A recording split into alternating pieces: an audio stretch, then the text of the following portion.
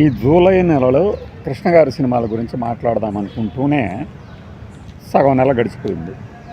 ఈ క్రమంలో ఎన్టీఆర్ గారి సినిమా బొబ్బిలిపులి గురించి మాట్లాడాం, దేవాంతకుడు, ఎదురులేని మనిషి, సూపర్ మ్యాను, యుగ పురుషుడు గురించి కూడా మాట్లాడదాం అనుకున్నాం. టైం దొరకట్లేదు. Okay, fine. ఇప్పుడు యుగ పురుషుడికి సంబంధించినటువంటి ఒక అంశం జూలై 14, 1978 రిలీజ్ అయింది. అదే డేట్న మన కృష్ణ గారి దొంగల వేట కూడా రిలీజ్ అయింది. రెండు హిట్ అయ్యాయి అంటారు, కానీ కృష్ణ గారి సినిమా దొంగల వేటకే మంచి రిపీటెడ్ ఆడియన్స్ ఉంటారు. ఇప్పుడు యూట్యూబ్లో చూసినా కూడా ఈ యొక్క యుగ పురుషుడు వచ్చేసి 100 డేస్ సినిమా ఆడింది. ఇందులో ఒక్క రాత్రి వచ్చిపోవా ఇలాంటి పాటలు ఉన్నాయి. ఇది అశ్విని దత్ తీసినటువంటి రెండవ సినిమా ఎన్టీఆర్ గారితో, ఎదురులేని మనిషి తీసిన తర్వాత నాకు తెలిసి గుర్తున్నంతవరకు. అయితే ఎన్టీఆర్ గారిది ఇదిగో హెయిర్ ఇలానే ఒక విగ్గు పెట్టేవాళ్ళు అప్పట్లో. ఆ కాస్ట్యూమ్స్ అయితే హాఫ్ హ్యాండ్ షర్ట్స్, ఇట్లా నడుంకి అటు ఇటు హాఫ్ కట్, యాపిల్ కట్ టైప్లో కొత్త తరహా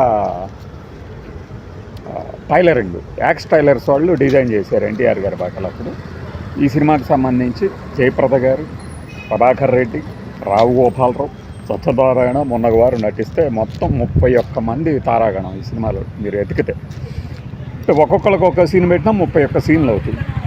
భారీ కాస్టింగ్ పెట్టి తీశారు. అయితే ఎన్టీఆర్ గారు 78లో తీసినటువంటి అద్భుతమైన వరుస బ్లాక్ బస్టర్లతో పోల్చుకుంటే ఇది పెద్ద హిట్ కాదు, కానీ అదే సమయంలో రిలీజ్ అయిన దొంగల వేట మాత్రం మాస్ ఎంటర్టైనర్. రూరల్ ఏరియాల్లో బాగా ఆడకపోయినా కమర్షియల్ ఏరియాల్లో బాగా ఆడింది. కృష్ణ గారికి సంబంధించి ఒక మంచి ఎంటర్టైనర్. ఇప్పటికి కూడా మనం పాత వీడియోలో కనీసం 3 సార్లు చెప్పుంటాం దొంగల వేట గురించి. అసలు సెల్ ఫోన్లు, ఈ టెక్నాలజీ లేని రోజుల్లోనే కృష్ణ గారికి కేఎస్ఆర్ దాస్ గారు, ఇది వినోద్ ఖన్నా నటించినటువంటి ఇంకార్ అనే సినిమాకి రీమేక్ అయినా కూడా దానిలో లేని అద్భుతమైన సన్నివేశాలను దీంట్లో పొందుపరచడం జరిగేది. చాలా చక్కగా ఉంటుంది సినిమా, ఎంటర్టైనరు. పద్మనాభం గారు, అలానే మన ఈయన ఆర్ నాగేశ్వరరావు కొడుకు కూడా ఇందులో కనిపిస్తారు, జయరాజు గారు, మన కృష్ణ గారి టీంలో ఒకళ్ళుగా. ప్రభాకర్ రెడ్డి గారు ఓపెనింగ్ సన్నివేశంలోనే అసలు వ్యాపారం అనేది ఎలా చేయాలి అని ఒక నీతి సూక్తంతో సినిమా ప్రారంభం అవుతుంది. సినిమా గురించి చెప్పుకోవాలంటే ఇంకా చాలా ఉంది, కానీ మనం ఇప్పటికే చాలాసార్లు చెప్పాం.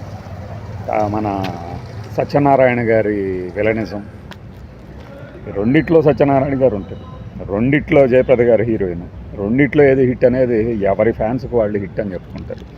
బట్ ఈ సందర్భంలో నేను చెప్పేసేది ఏంటంటే 78లోనే కృష్ణ గారి 10 సినిమాలు రిలీజ్ అయినాయి, 10 జోనర్లు. ఇంద్రధనస్సు, పట్నవాసం, అన్నదమ్ముల సవాలు, ఇంకా ఈ దొంగల వేట.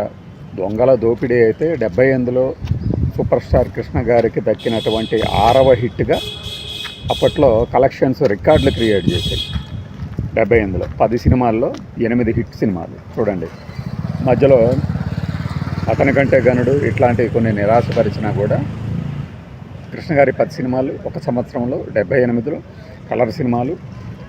దొంగల దోపిడీ మిగిలిన సినిమాలతో పోల్చుకుంటే అంత ఆకట్టుకోదు, కానీ కలెక్షన్స్ పరంగా సింగిల్ డే బిగ్గెస్ట్ గ్రాసర్గా నిలబడింది. అప్పట్లో 4,22,000 చిల్లర ఒక్క రోజులో 33 సెంటర్లో రిలీజ్.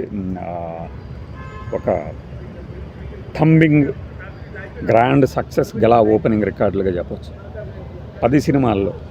అంటే ప్రతి సినిమా ఇలా కలెక్షన్స్ విషయంలో అద్భుతంగా. ఇప్పుడు అన్నదమ్ముల సవాలు కూడా ఆ తర్వాత మొదటి వారం 23 లక్షలు అట్లా సంథింగ్, నాకు సరిగ్గా గుర్తులేదు. ప్రత్యేకంగా అయితే మళ్ళీ ఇంకొకసారి చూసి చెప్పగలను, కానీ అన్నదమ్ముల సవాలు ఇట్లా ప్రతి సినిమా. ఇప్పుడు అన్నదమ్ముల సవాలు కమర్షియల్ జోనర్లో మన మల్టీ స్టారర్ సినిమా అయితే, ఇంద్రధనస్సు ఒక కుటుంబ కథా చిత్రము, అలానే శారద గారి డ్యూయల్ రోలు, కృష్ణ, మన ప్రసాద్ బాబు గారు, గిరిబాబు గారు, వీళ్ళందరూ, గే బాబాయ్ గారు డైరెక్టర్ అయితే, అతని కంటే గనుడు, ఇంకా పట్నవాసము, ఇంద్రధనస్సు. నేను మర్చిపోతున్నా ఆ 10 సినిమాలు ఏంటి అనేది. 10 సినిమాలలో 8 సినిమాలు హిట్ అంటే ఆ రోజుల్లో కృష్ణ గారి క్రేజ్ అర్థం చేసుకోండి, కథల ఎంపిక విధానం అర్థం చేసుకోండి, అంత గొప్పగా ఉండేదన్నమాట. అదే మళ్ళీ జూలైలోనే మన ఎన్టీఆర్ గారిది రాజపుత్ర రహస్యం కూడా రిలీజ్ అయింది. ఏజెంట్ గోపి, కుమార్ రాజా, అతని కంటే గనుడు, చెప్పింది చేస్తా, మనకి హిట్ సినిమాలు. ఏజెంట్ గోపి, కుమార్ రాజా, చెప్పింది చేస్తా, అతని కంటే గనుడు, పట్నవాసం, ఇంద్రధనస్సు, ఇంకా దొంగల దోపిడి, దొంగల వేట, ఎన్ని సినిమాలు చూడండి. అంటే ఇవన్నీ కూడా 1978లో రిలీజ్ అయ్యి అప్పట్లో డి అంటే డి అన్నట్టుగా రిలీజ్ చేస్తే జూలైలో ఎన్టీఆర్ గారి 2 సినిమాలు మళ్ళీ రాజపుత్ర రహస్యం అదే జూలై 28 రిలీజ్ కావటం. ఇంకా ఈ జూలై నెలకు సంబంధించిన ప్రత్యేకతలే కనుక మనం చూస్తే ఇదే జూలై నెలలో మన సీతామహాలక్ష్మి, అమర ప్రేమ, మల్లెపువ్వు శోభన్ బాబు గారిది రిలీజ్ అయ్యింది.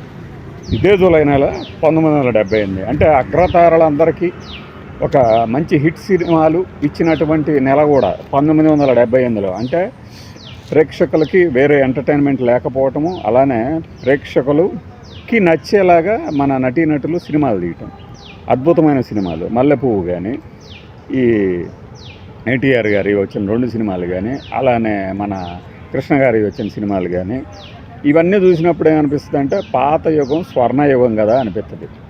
అందులో సందేహమే లేదు. అలాంటి సినిమాలు వచ్చినాయి మనకి. తప్పకుండా ఆ 1978 గురించి గుర్తున్న వాళ్ళందరికీ కృష్ణ గారి నాకు తెలిసి నేను చెప్పిన 10 కాదు, ఇంకా ఒక 2-3 కూడా రిలీజ్ అయ్యే ఉండవచ్చు.